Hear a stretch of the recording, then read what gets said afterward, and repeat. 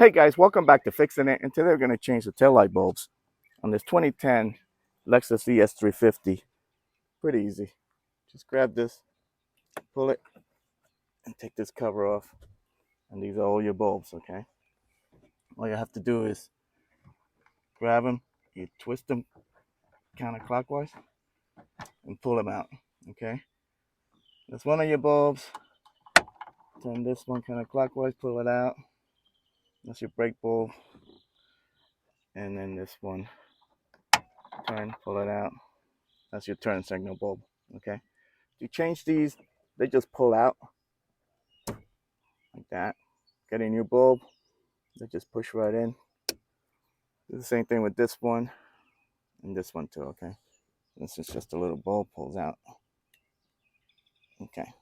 All right, guys, turn on the lights, make sure they all work. 194 is the number we used for the little one, 7443 for the brake light, tail light, and then I think the 7440 is the number for the turn signal one, okay? So shut them off, let them cool off. Don't try to put them in when they're hot because you're gonna break them, okay? All right, guys, just insert the bulb and then you twist it clockwise to lock in place. Okay, replace the cover, put these tabs on first and just push it in place.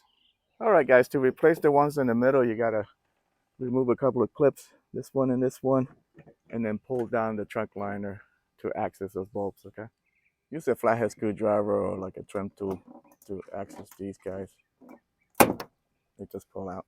All right, guys, this is what the clips look like.